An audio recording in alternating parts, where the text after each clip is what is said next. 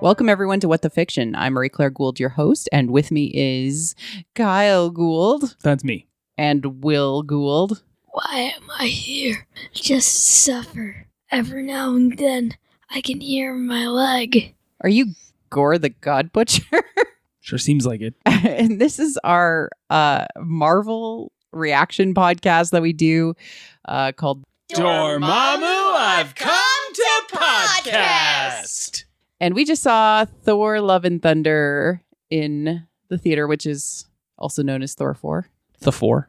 Thor. The fourth. Like, Fourth. like why was it called Thor Love and Thunder? There wasn't very much love. This is a full spoiler reaction. deep Because, dive. yes, there was lots and lots of love. There was lots of love. So much love. I didn't find any. What does love mean to you, bud? Maybe it's because I don't have any. Was there lots of thunder? Yes! Let's do a quick roundtable on what people thought. Will, do you want to go first? I like it.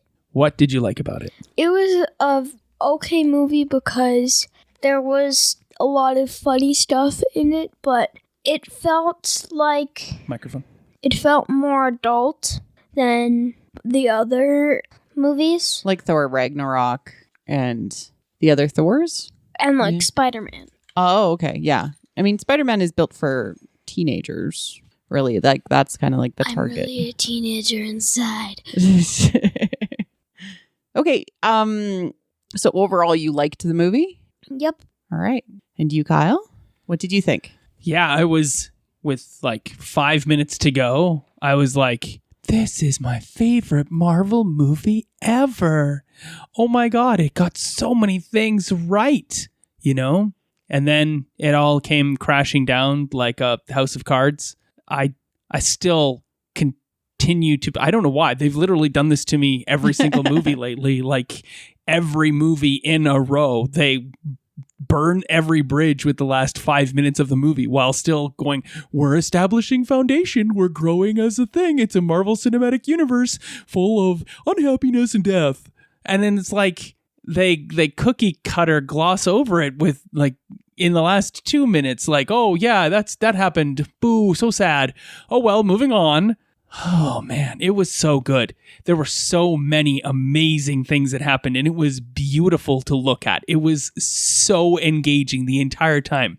The music, spot on. The action, always engaging. It was humorous every time it needed to be, and yet it was also like dark and spooky and worrisome. And Yeah. I genuinely felt worried for our heroes several times over. Yeah. Now I'm just checking my notebook here. Would you watch the movie again? That's a great question, Will. Because Thor Ragnarok, I saw in the theaters 3 times. I saw it in the theater 3 times as well.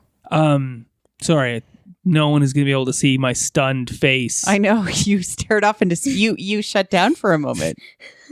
I don't want to see it again. I know. This is the same crap that I went through with both Doctor Strange 2 and Peter Parker, Where Are You?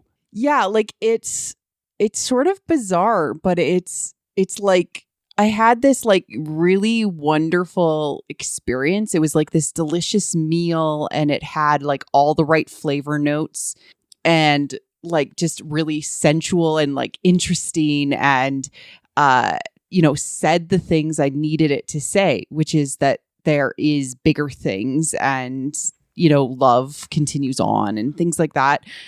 But then it's like the dessert was like the grossest dessert I've had. Or like, again, like what is the denouement of this other than feel sad now, but you're supposed to move on? And we haven't had the time to move on because Thor is based in a mythos, and traditionally in the comics, like there's kind of like endless wars, but really there's no like eternal sacrifice. And so unless the post credit scene means that she can come back, I'm left with nothing but ashes for a character that I've loved for many, many, many years. From the get-go. From the get-go.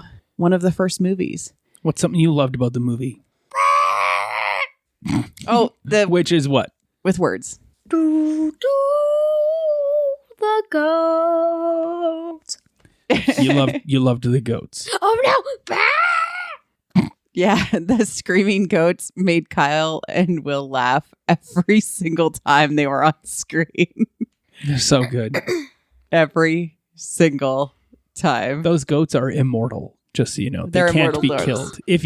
And oftentimes Thor does kill them. He eats them. He kills, skins, roasts the goat, and eats the goat when in times of lean, and then the goat is born anew in the morning. There's two goats always. I think that's why they scream all the time. Yeah, because they're scared. And then when he's like, and we can eat them for meat.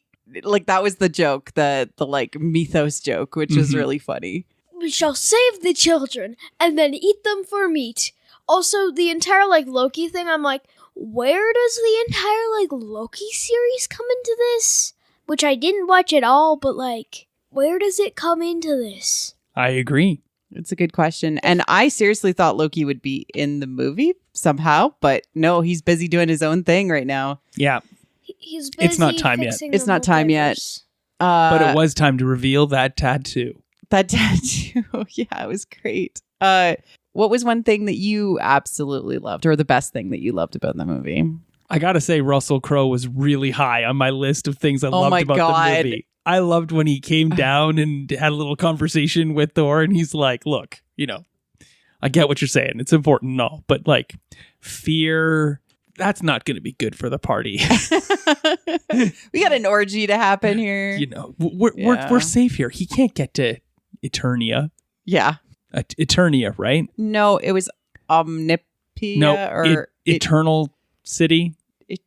Something. It was something else. Omni something or anyway.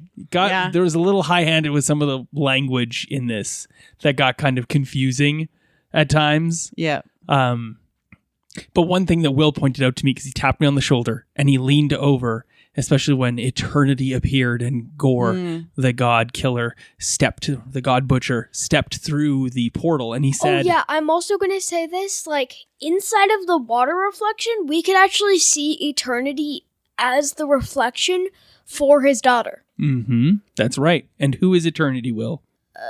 Celestial creature-ish. He looked like what, though? He looked like the Watcher? And Galactus. Yeah. Isn't that interesting? And then also, what were those things that looked out of the window as the goats came through, and then Thor and the rest of the party went on the goat boat and exited? What were those things? I don't know. Because they also looked like... I don't know. Maybe they're gods. I know that there was some celestials, like statues. Yeah, there definitely seem to be celestials. Yeah. Connected to Eternity, but Eternity is not a celestial. I think that Eternity and the Watcher's been kicked out, told to stop meddling and go watch things only and only can watch, whereas Eternity is like the personification of time and exists at the core of everything and is considered a living sentience of the cosmos. The Watcher, when he runs out of timelines, I just want some new YouTube videos to watch. I mean, from like a meta perspective, they're saying that now the consciousness of the universe is running around trying to help the people that need help over the people that don't need help, instead of just sitting there in an endless pool of water. That's kind of interesting from a meta perspective. Mm-hmm. I'm just like, where does the multiverse come into this? Yeah, you did ask that question because there's been so many multiverse content it's like in the last little while. It's like No Way Home, multiverse, Doctor Strange, Loki, Miss Marvel, Loki. Yeah, lots of stuff. For me, the things that I loved the most are the overall messages of the story, that we can kind of outlive ourselves through our offspring and our children, and they represent our love and our hope for the future, and that we can build a better tomorrow through them. And that every way that Thor learned to love was then put into love at the end. Yep. And enabled her to have sort of the life that he always hoped to be able to grant Jane. Yep. Which is really wonderful. And also that when the children are the future, the children need to have an opportunity to step up and care for the future of the galaxy, which was at stake. And they were the people. They were no longer hostages by the evil thing that was trying to basically nihilistically destroy the things that were supposed to protect the peoples, the gods, but they ended up becoming that godlike power temporarily, and knowing that they had that within them enabled them to help and not be helpless. And all of that, in addition to just the fun, the spectacle, the enjoyment, is worth the price of admission. Absolutely. And no one has any qualms when it's just shadow creatures from an ethereal abyss being summoned and destroyed. Yeah. Like, there's no, they're scary. The things that go bump in the night are scary. Like, these are all the things of childhood drama. And it was a lot of like childhood psychology, because it was like the creepy monster that came out from the bed to steal the children. I was like, oh, this is a child's nightmare movie, and that was very apparent. And it ended up being, was that very scary for you, buddy? Yeah. Did I just remind you of it? During the scene where like the tentacles came out first, I put my head inside my shirt and just decided to hide. Yeah, it was very scary, right? But then at the end, like, they're all given the light of Thor and the inspiration, and that's supposed to be what a god is supposed to do, is supposed to give you inspiring you to fight the shadow monsters, which was all awesome. But from the moment that they said Jane has cancer right at the beginning, I was like, oh shit, she's gonna die. I knew it. And it colored the movie for me, because it's a Marvel problem. It's a Star Wars problem where women must sacrifice themselves to progress a masculine story. Or just to, in this instance, to conclude a story. To conclude it's a story. I mean, also, like, why is Marvel adding all these dark elements, like the dark hold got destroyed, the dark, like, sword thing got destroyed, all the dark elements that are being added got destroyed. We need a main villain. Thanos, like, we never really got to see him. We got to see him in an end credits scene once in the main Avengers, the first Avengers movie, but then we never really saw him again. He kind of just dipped and was looking for the other stones, or like was taking a relaxing vacation with his daughters. Yeah, no, that's a good point. That this villain doesn't beget further villainy. Yeah. He is the be-all, end-all. Once he is defeated, there was nothing beyond him that we needed to be concerned or worried about. It put a bow on the... And if he had been, or the Necro Sword had lived on in some capacity, I had initially conjectured when I first saw it that it cut Jane. Yeah. Like, Jane is a perfect, recipient of the Necro Sword. Yeah. Mortal, dying, has a fervent desire to live beyond, and has been given temporary godly power. Yeah. Not been saved by a god, just temporarily. And it seemed to be cut by the sword, and then she pulled all the bits of the sword into Mjolnir. So there was definitely some interesting things thematically that were happening in that moment that just kind of got pushed by the wayside when she slammed Mjolnir into the ground. Yeah. And that was the end of the Necro Sword, supposedly. I guess it had to have been, because then she vanishes into golden flakes the same way Odin did. Yeah. Which was to say, even in her mortal form, she was now godly. More godly enough to go to Valhalla. Yeah. I'm also just going to say this. Why is they're just adding villain things. They're like, hey, here's this villain character. Day. Hey, here's this villain character, dies. Here's this villain character, dies. Like, they don't even add, like, anything. The thing that I love about Spider-Man Homecoming is that it actually connects to the first Avengers movie. Mm-hmm. It has the cleaning up of it. it doesn't show like someone snaps their fingers and it's magically all clean. It shows that people actually worked hard to clean that up. Mm-hmm. That's true. And those people suffered for it. And they suffered, and instead of being able to actually pay for their families, Tony Stark was just like, no, I need that spacey tech for like my Iron Man suits, the 3.5 billion. You can tell Will's watched Homecoming soon, recently. Yeah, you did. I can tell. But in regards to this movie, do you think that it empowered kids? Do you feel empowered after having seen this movie? So that was you holding a stuffed rabbit and you loved that shooting part. people with lasers? I love the fact that it wasn't really like he wasn't empowered with the power of Thor. I mean, it kind of was, but it's also like the yellow of Zeus's power, right? Yeah. And he still has Zeus's thunderbolt. I know. So that's really interesting.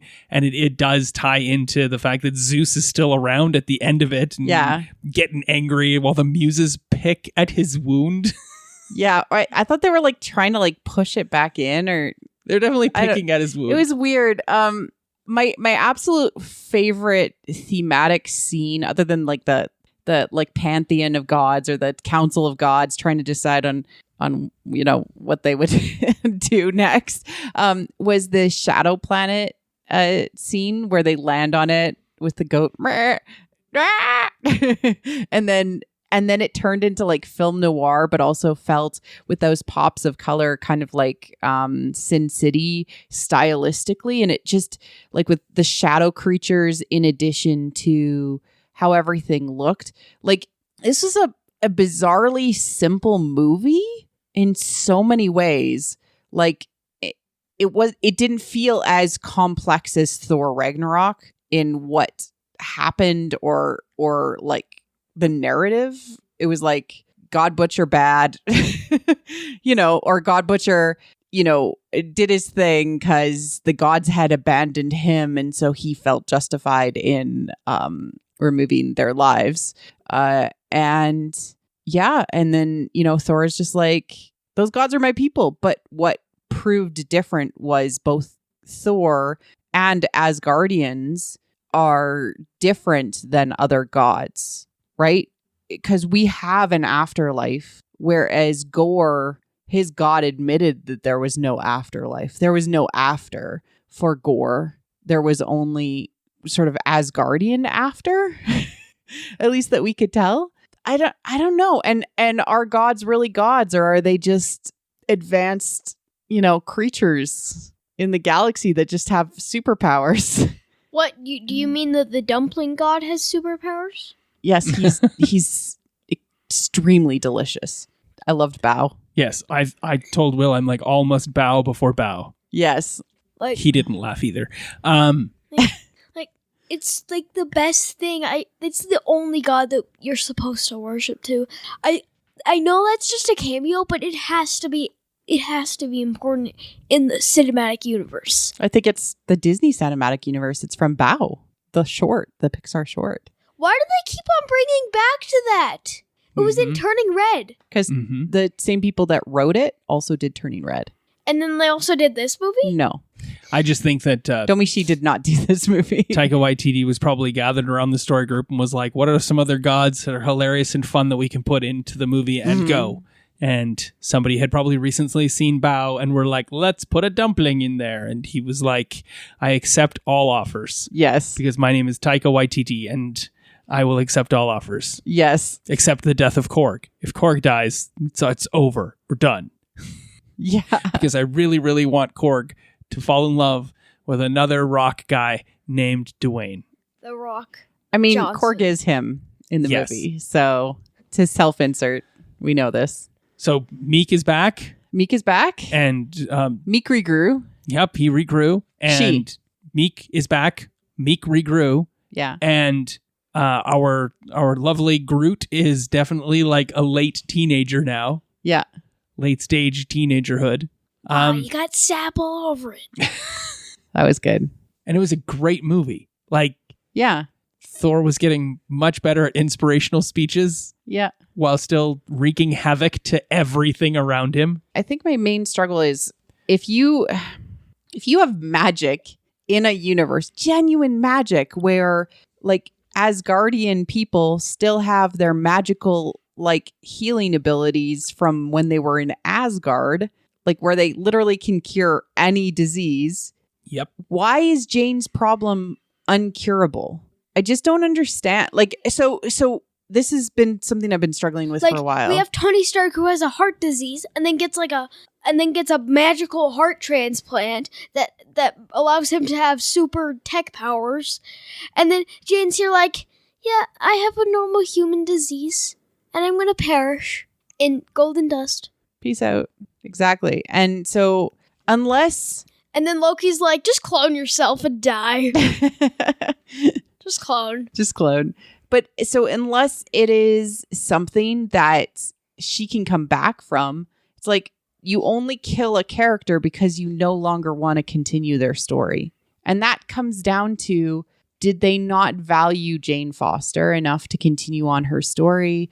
Or is she able to come back from Valhalla? Which thematically says something. And I don't know. And I feel like unless I know she's going to come back, it feels sad to me that they killed her off. Because that's always the choice of the writers. They could have found a way to heal her or cure her, or she was truly worthy and so she was cured by the hammer or something. I agree. But so Asgardians and the gods, when they die in battle, they go to Valhalla. Yeah. Right? Jane turns into golden dust and goes to Valhalla. Odin sitting on a riverbank, sitting on a cliff bank, sitting on the edge of a cliff overlooking the beautiful flowing water and the passing clouds. He turns into golden sparkles as well, which I presume, based on the fact that Jane did as well, that Odin is going to be in Valhalla. Mm-hmm. So if Odin is in Valhalla, Jane is in Valhalla, Heimdall is in Valhalla, wouldn't Hela be in Valhalla? She was eaten by... she died in battle. Yeah, it's true. She could be.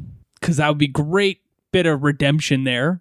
Daughter and father kind of finally working things out. Daughter, father, and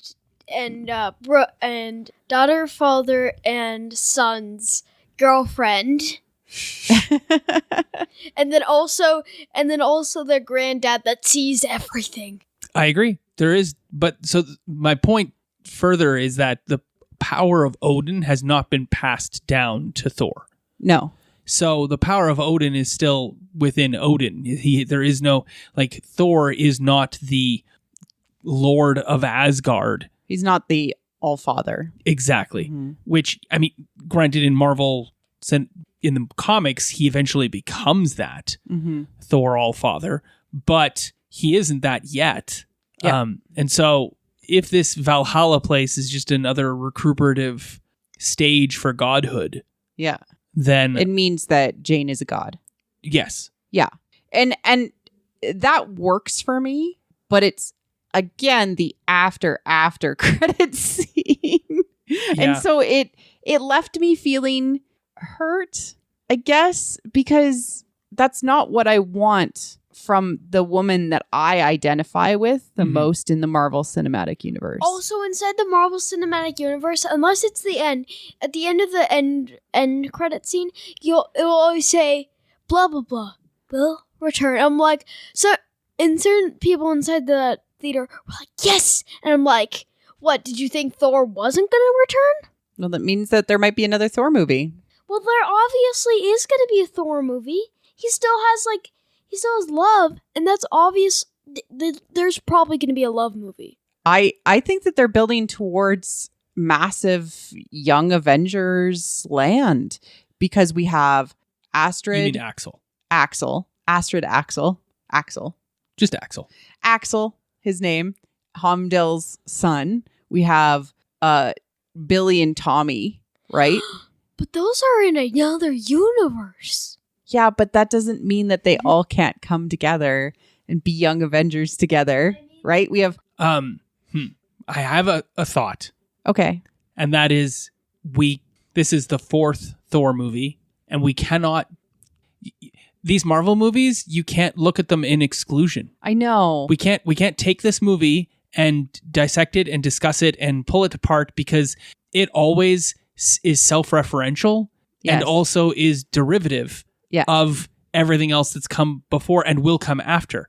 So at what point does the Marvel Cinematic Universe come to a conclusion? It doesn't. Right? And so it's just episodic now. That's what that's what we have to mentally get used to, is that this is a unfortunate cliffhanger. Same with Wanda, in my opinion. So they leave us with these unfinished threads. Yes. With our expectation / hope that they will resolve those threads, because that's what creates these ties between the different movies. But if they don't pick those threads up, then it just seems like strange things that forgot to be left on the cutting room floor. Yeah. Like I hearken to Guardians of the Galaxy, where they in the first one, I think it is, where they introduce Adam. I want to say his name is Adam Warlock, the golden guy that was created by the race of people that don't create their children that way. He's cast. He's coming.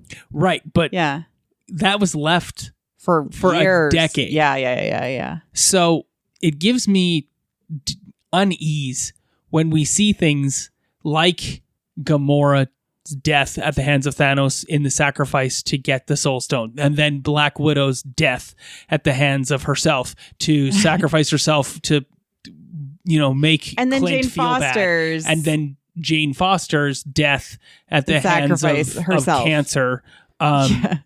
So, but it's always women. Always women. And then they're dead, but are they truly dead? Because, these are extenuating circumstances, right? This is a sacrifice for the Soul Stone, but then we went back in time and sacrificed another person for the Soul Stone. So was the first person ever truly sacrificed? That's a great question. And then Jane Foster goes to Valhalla. I'm left with 4, and then of course Black Witch, Scarlet Witch, then sacrifices herself because power. Because power. So now we've got 4 women who are dead. And the all very popular characters. We don't really got a lot of women superheroes left. Yeah. Other than Captain Marvel. Them. And they keep... Captain Marvel and Miss Marvel. Right? So they only can be Marvels, I guess. we got Wasp. We got like robots. Yeah, Nebula, mostly robot. # not a robot. Mantis, sort of. None of those characters have had arcs of their own, really, which is disappointing. Or anything, yeah. So, okay, Marvel. It's a Marvel problem. I'm hoping that this is, because it's Marvel, it's leading to something, I guess. Because but we have no guarantees of that. Like you said, these are just like Atropos's scissors where they've cut the thread short. Also, I just want to point a very funny thing. The god of what are the rock creatures again? Korg? Nini Nani? The god Nini Nani was sitting on a chair of scissors because rock beats scissors. That's very true. Yeah. It was very Game of Thrones. It was very good. It was really cool. I loved it. Rock, paper, scissors. Yes, indeed. And you've won. Rock, paper, scissors, shoot. Oh. Rock. You knew he was going to do paper, Will. Did he know that? He was hoping I'd throw scissors so he could throw rock, and then Korg wins. I was a little disappointed that Korg lived. I get that Korg was the narrator of the story. You can't kill the narrator of the story. How is this story being narrated, in other words, right? Like, unless you're the Divergent author. He's telling the entire story. Yeah.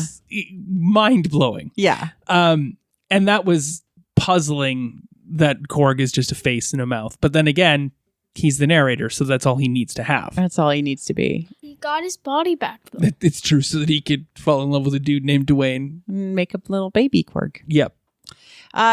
Wait, Dad, you forgot to add a baby. The baby Korg will probably join the Kid Avengers. Sure, why not? There's so many things I liked about this movie, and then I'm still left with like question mark. Okay. So this movie was presented as Love and Thunder. Yep. Did it live up to the love and thunder parts? Every single moment of this movie was either love or thunder. Yeah. So yes, I think it really did. And then bringing in Zeus was really important to show us the thunder, Yes. right?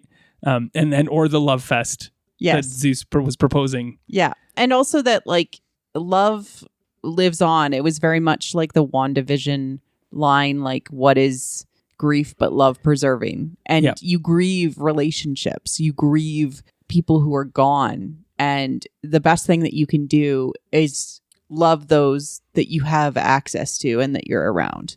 And the love that Thor showed love was really great and wonderful. But it felt hard for me personally as a woman who sees Jane Foster as such a good character to see her sort of ended in this way, at least for now.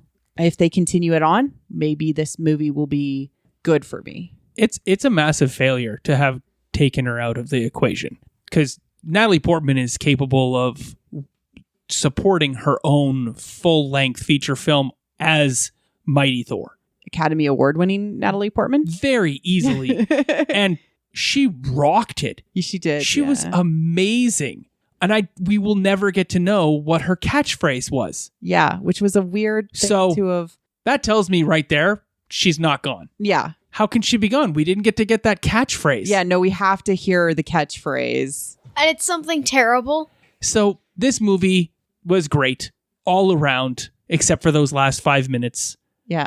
And made me feel things for relationships that did not get to be resolved. So hopefully we will get further resolution between Jane and Thor. And we will get further resolution between Loki and Thor, because that needs to happen. Did it make you feel like Thor wanted you to feel, which was shitty about relationships? And then we will also get further resolution between the Scarlet Witch and Vision? Vision, because that was kind of like they removed the stone from his head and they never speaked again. Like maybe that's what they're trying to say, is that they're going to be dealing with these like broken relationships with the multiverse somehow. I just don't. Not every single Marvel movie, except for Shang-Chi, every single movie has felt a lot like Empire Strikes Back. Yeah, dark middle chapter. There is no hope. Ha ha ha. Like ouch. Nihilism. And most of Shang-Chi and most of No Way Home. Yeah. Like, I get that Gore the God Butcher died. I don't think it needed to happen. It would have been cool if he was healed, but I like the idea of the kid carrying on with Thor. I liked that she got a new life. Yes, absolutely. I think Love gets we don't even get her name. That was the weird thing. Her name is Love. Yeah, her name is Love. He does say my love. So we get Love, who is the embodiment of eternity, which is kind of a cool theoretical thought bubble in its own way. Eternity is the sibling of infinity. Oh, okay. So eternity and infinity are like M-dimensional beings, and that's how they interact with the world around them. In Marvel canon. Land. Yeah. There's like 4 total, and they're all like those sorts of thought experiments. Existential thoughts. I'll just had them all pulled up. Also, it just said Thor will return, and that is kind of weird because most of the characters I want to get a movie of. Like, the Fantastic Four, I want to get a movie of. I want to get, like, more movies of different characters. And it feels like this movie is hinting at the next Marvel movie being flipping Guardians of the Galaxy V.03. Or version 3. So we're getting a new tape. Gotta listen to that music. Ooh. Yeah. The other 2 are Order and Chaos. Order, Chaos, Eternity, and Infinity. And then as well, the In-Betweener. Okay. So These 5. are abstraction concepts manifesting themselves as entities and have been around for like decades, like originally created by Steve Ditko and Stan Lee. And they are like really in the high end of the esoteric Marvel stuff, but it gets like there's so many different players in the esoteric Marvel stuff that's happened over the years. It gets really like confusing. And like Celestials and Eternals and the Deviants and so in general, like again, back to the meta of the conversation, I really like the idea that the sort of consciousness of the universe and, you know, what everything is now taking an active role as a girl child in the Marvel universe. That to me is like, bam, such a cool meta concept. But I'm still like, God, where do you go from here? Damn it. Like, I just want Jane to be alive. Why can't Jane be Anti-Jane? Yeah. Doesn't hurt anything in the story. Like why Okay, so why are women here's what banished? Like that's like genuinely, why are women banished from the story via death? Unless you have your Marvel in your name. Because then you're on the branding. Is there any final thoughts that you have, Mr. Will? This movie was okay. And that's it for Will. All right. I think it was better than okay. No, it was definitely better than okay. Like phenomenal. Yeah. I'm still like processing Jane Foster's demise. Literally, like I feel hurt by it. Yep. And Peter Parker being forgotten. And Scarlet Witch being dead. Yeah. And Scarlet Witch being dead. All of these movies have been like a stab to my heart. Yeah. Especially since they set up such wonderful parameters that led you to believe that things are hopeful and things do get better and that the world can be changed and can be saved. I really do think that you're right in that if you do think about it like phase 1 or until the end of the Infinity Endgame and, you know, that movie arc all the way up to through Thanos. That Chronicles ending. This is kind of like potentially the middle, right? Or at least the second phase of everything. And this is supposed to be phase 4, I think. I can't even determine what a phase is now. Yeah, I don't know. Because they have all these shows. Yeah, they have all the shows. And the shows themselves, thematically, are about confronting a piece of yourself.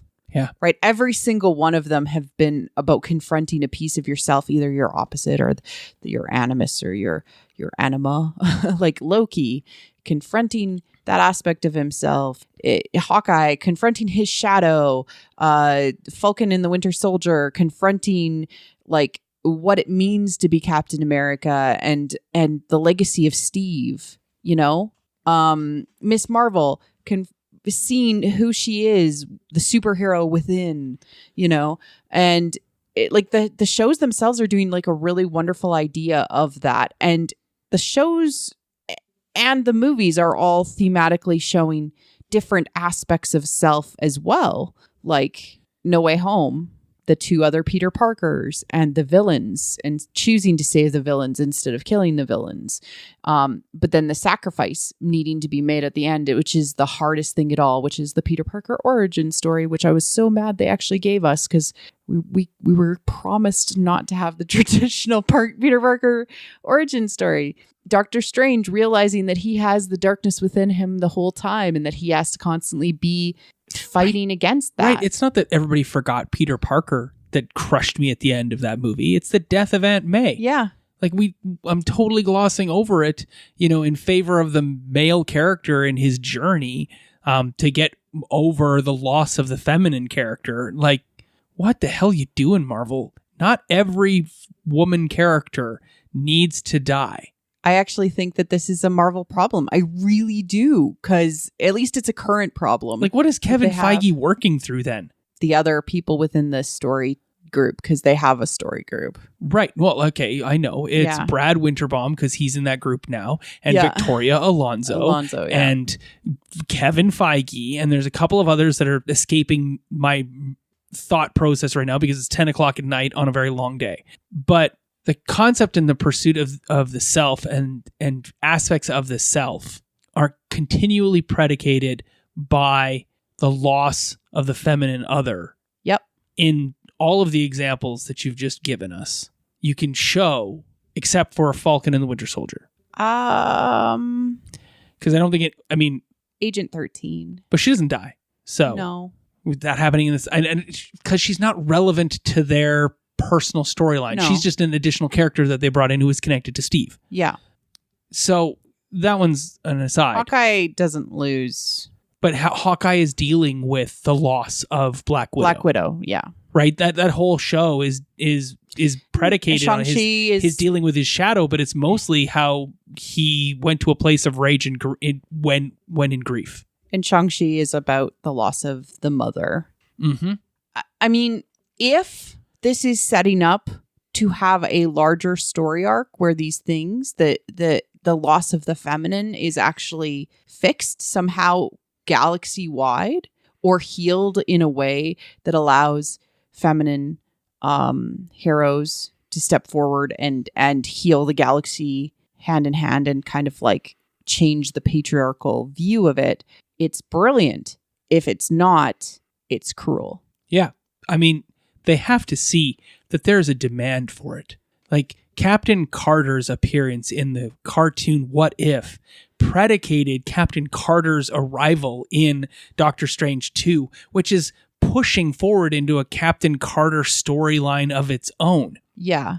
But like, I don't think that they don't know what they're doing, because they very much do know what they're doing. I just don't know if they see what they've done. Right. And we won't know until years from now. Will we ever know? That's my other... Well, I mean, I'm starting to have this as a problem within the Marvel Cinematic Universe. Well, it's 1 year. It's only been 1 year of... a year and a half of this sort of storytelling. Right, plus a pandemic. So we won't know until they start to resolve this phase. But there are people who are never going to know. For some people, this is going to be their first ever Marvel movie. And for some people, this is their last Marvel movie. Yes. And I feel like they're not recognizing that.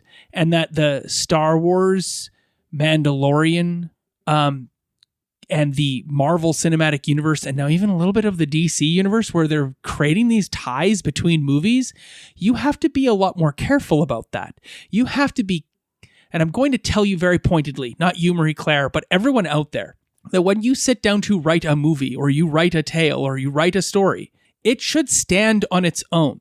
Yes. It should not need to be predicate. You should not need to watch everything else that came before to have your best understanding and viewing of this movie. I think you'll have failed if you have to do that. That's a failure of its own. It's great that it can be self-referential and that there's other things that can tie to it. But if it stands on its own, it's supposed to leave us with, what are you telling? Why are you telling it? What is important about this story? The very things that Joseph Campbell spent his entire life trying to winnow down. What are these things that speak to us on an essential level that then percolate as continued stories? And he said, okay, this is myth, and this is why these tales have lasted, is because they speak to an underlying human condition. Mm-hmm.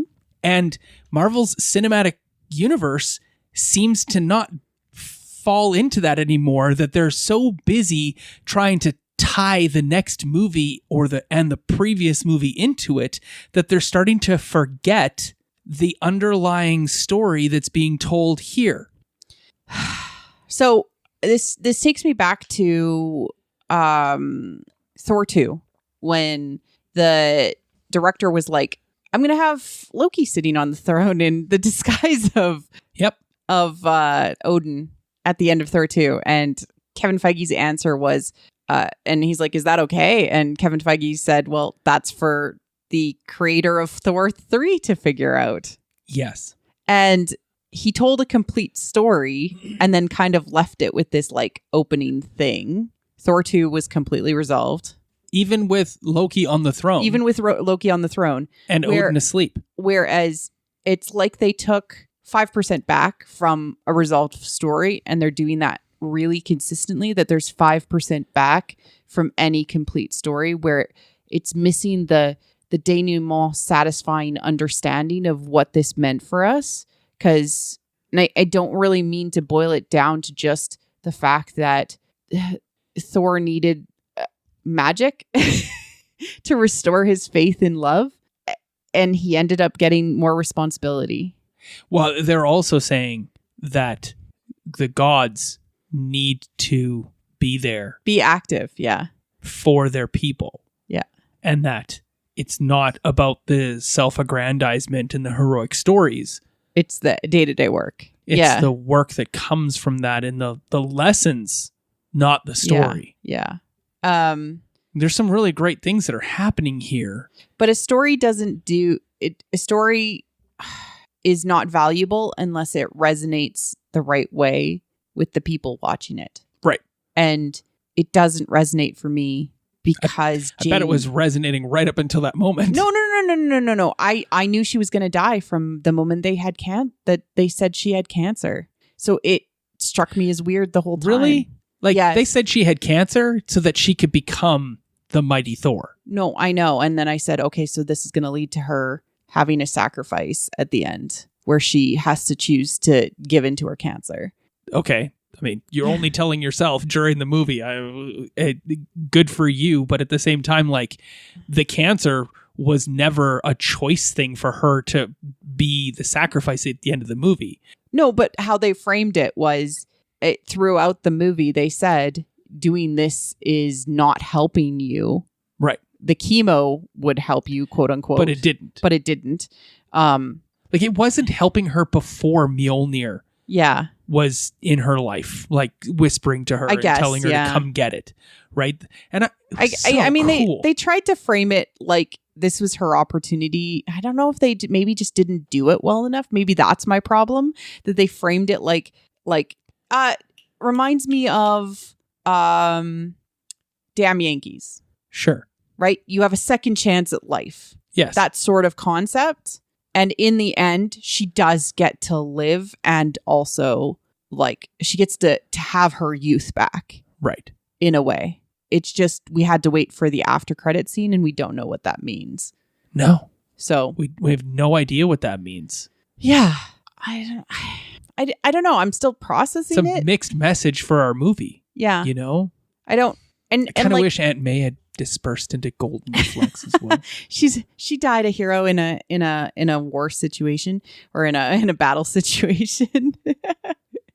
I think it's just like death is a choice that writers make when they don't want to continue a story or that character's story. That's all it means. That's all. And it only means something to the lens of the character that has to grieve that character that has died. And so the choice from a Thor perspective is that he knows Jane would have wanted him to take care of love and continue on and continue to have love in his heart. And that is awesome. But Jane didn't die, quote unquote, because she still exists. Yeah. And so... But I will say one thing. The cancer Jane leading to the mighty Thor was so much better an idea than the one you were so worried about, which was that this Jane Foster is a multiversal Thor. I was worried about that. Yeah, I didn't even bring that up. You were so worried about that. I was like, I don't want her to be a multiverse Jane. And this was perfect. This was our Jane. Yes. They set us up in What If for this movie. Yes. To show us these two love each other. They're coming back to each other. As much as we didn't get any Jane in Thor Ragnarok, we will get tons of Jane in this movie. And I loved it. I loved her. She was amazing. But do you think that this is leading to... Do you have any sort of faith based on what we got that this is leading to love coming together? Or is it love must be sacrificed for the next generation? Because that's sort of what the story has been saying in phase 4. I don't care. Because the movie is supposed to stand on its own. Yeah, and it doesn't. And it doesn't. It has this it's a beautiful, beautiful tale. I loved it. The music, the cinematics, the screen, the way the cinematography traveled and moved. It was breathtaking. Yeah, so much fun. Very entertaining and interesting. Every single set piece is phenomenal. From tourism Asgard to Zeus's throne getting bumped by the goat boat. It felt so comic book. Yes. like all the time, and different types of comic. Like I could picture like the God Council in a comic book. I could picture what was happening in Asgard, especially with the shadow creatures I could picture the shadow world. I could picture the eternity scene. I could picture the end scene with the kid. Like all of the muses fainting, seeing naked Thor. Yeah, like it felt so comic. And it in that way, it succeeds as a comic movie. Yeah. And it succeeds overall as a movie. But I asked myself this after Doctor Strange, and Will just asked you this, and you 404 errored. Do I want to see this movie again? And no. It's kind of like Black Widow. I don't want to see Black Widow again. I don't want to see Doctor Strange. Yeah. I don't want to see this movie again right now. I don't. There's no catharsis to this. Yes, that's it. Because we also like, oh, she's dying, and we don't really see Thor be sad about that. Like our hero's not allowed to be sad about losing the loves of their lives anymore. Right. I think like, that is that you're just not supposed to be sad about people you lost in the pandemic. Like is that the weird Disney message that they're saying? I don't know. But at the same time, we got Hawkeye, which was literally him coming to grips with the loss of his dearest friend. And that movie works. That show works because he's constantly in a depressive state. WandaVision and Falcon and the Winter Soldier. Yes. All about that too. They're all about grief. Dealing with the grief and the loss that has happened in their life. And then we get these movies that just are like, bam, and the last... It was like they built this beautiful table and then laden it with beautiful set pieces, beautiful dialogue, beautiful movies. And then they said, oh, hey, this table only has 3 legs, and ripped the table leg off. And of course, it can't stand on 3 legs. It just topples right over. I get the same feeling. It is unmooring. Yeah. The movie is unmooring in the end, even though it was gorgeous to experience. It's bizarre. I don't know what they're doing. I've said this as well. We went and watched Rogue One together, and it was cathartic. Yes. But I turned to you at the end of Rogue One and said, I don't think I ever want to see this movie again. I feel the same way. And I have watched 60% of Rogue One and then turned the movie off. Yes. And I feel the same way about the last 3 Marvel movies. That's so bizarre. Like, it's like, I don't know. I'm speechless. That'll make a terrible podcast. All the other Marvel movies to come before this were all movies I will turn on again and again and again. Like, they all end on like hope, but what if, or hope maybe, or something. Like they give you the extra 5%. Or, it's 100%. No hope. Yeah. No, but like it's like, especially phase 1 movies are 100% plus 5%, right? They always do 100% of the movie. It's a complete movie. And then they give you a tiny little sliver of like, and tomorrow you can look onto this, or, and on next time, or ...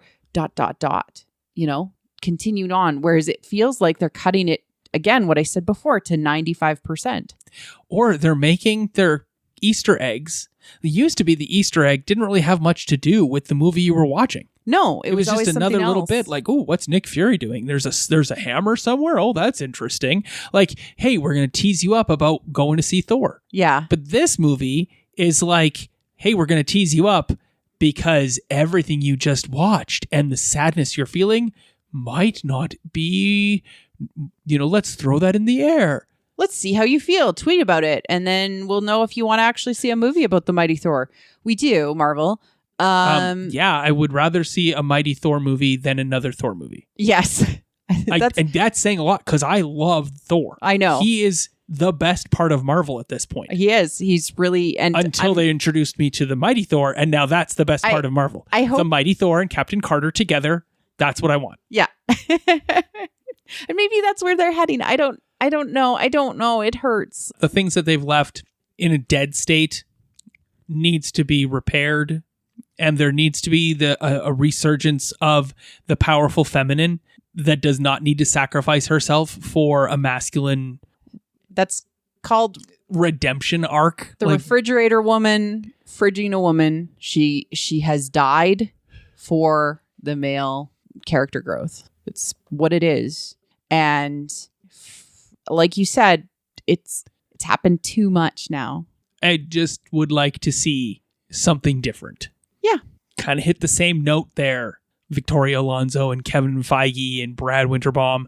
I would look up other names, but I'm frustrated as heck with you all. So if I don't even know your name right now, then maybe you will not be castigated like an Arya Stark list when I go to bed tonight.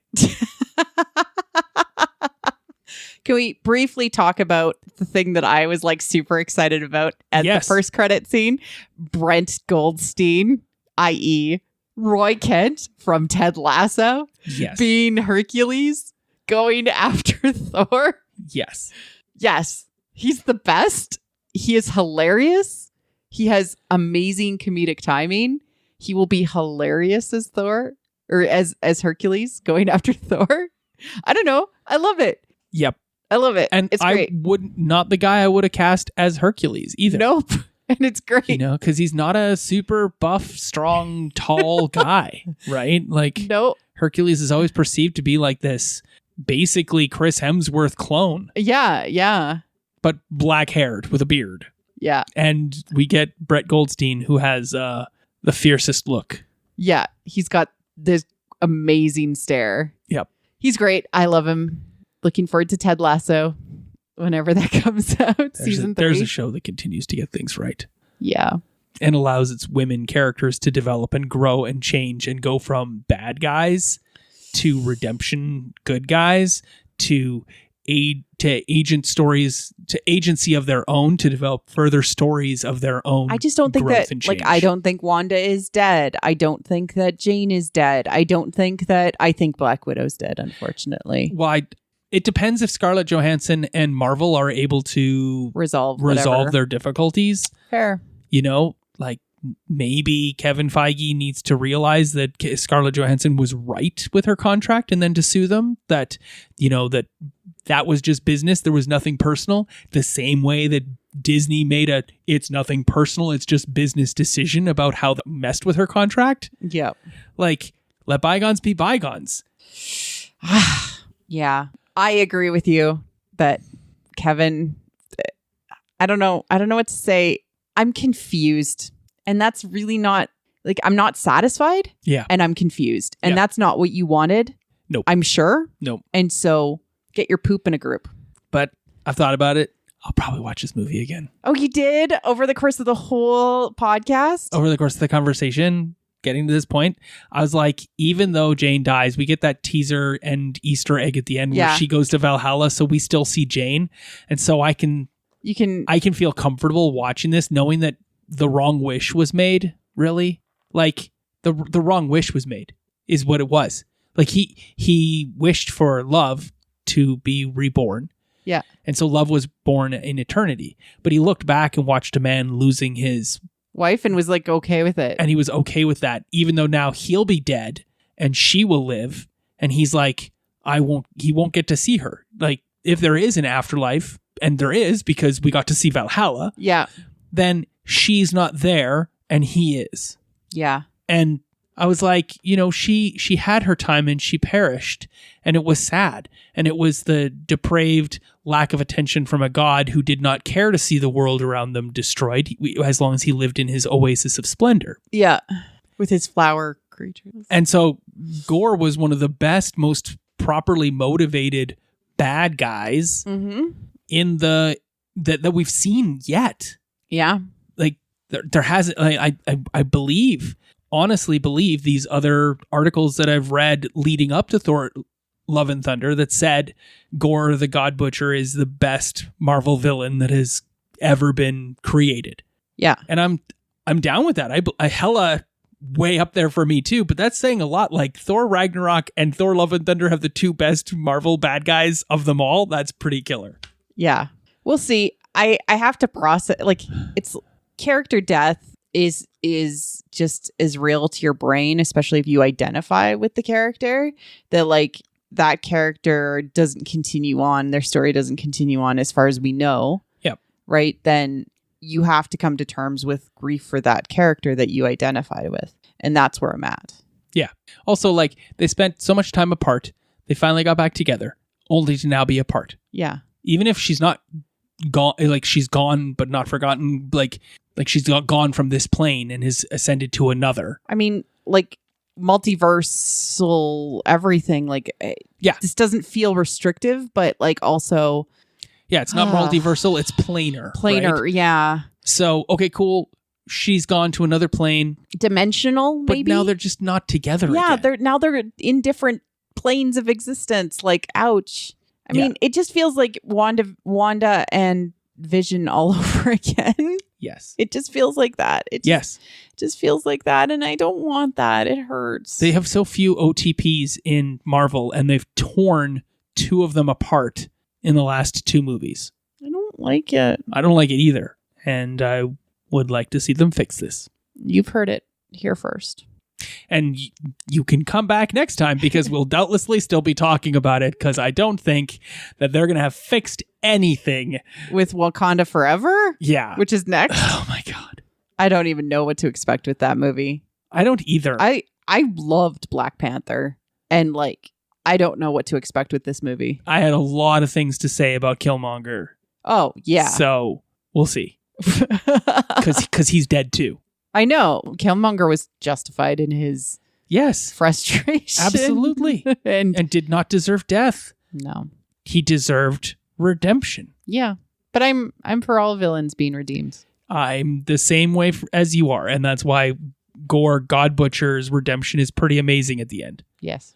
Where he chooses love over vengeance. Yep. It's good.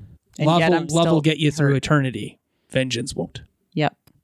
Love being Thor's constant companion. And that shitty feeling in his chest. Yeah. Which I gotta admit, Taika, you gave to me. A shitty feeling in your chest? Yeah. Yeah. Oh. Well, maybe Our Flag Means Death Season 2 will come along soon and cure you of this. Maybe. If they get a Season 2. No, it's been renewed. They renewed it. Oh, did they get a renewal? at the start of Pride Month, they announced it. That's wonderful. I know. I'm so happy. Our Flag Means Death is amazing. Yeah. Well, I think that wraps up our. I don't know. You didn't get therapy? Robin this time. I think that we should probably mention that Robin didn't get a chance to see this movie because Robin is in Yellowknife, visiting a dear friend that they met while on vacation in Mexico. Many years ago. 8 years ago. Yeah. And we're really excited for Robin, and Robin is really jealous and mad, not only at not getting to see this movie, but also not getting to, react, destroy our ears with their very verbose and astute points that they like to make, that because they see the movie so very differently. So I'm looking forward to seeing it with them, which is one of the reasons why I'm invested in seeing the movie again. Fair. Because you'll go see it in the theaters. Yeah. Yeah. So I'll definitely drop some tweets of Robin's hot takes post Robin's tweeting viewing. in the theater. Bad. No. Post Robin seeing. Okay. Right? I want to know what Robin has to say. No, absolutely. If you do too, look for the tweets because I'll drop them. Yeah. No, Robin has a very unique view of the universe, and I'm looking forward to covering Loki season 2 with them. Absolutely. Cool. Well, it's just the 2 of us. We can't really Dormammu come to podcast. It seems weird. No. So we will just sign off, and we'll see you next time. The next Marvel movie. Sounds good. Cheers. You're my mighty Thor. Aw. Your hair is long as Thor's.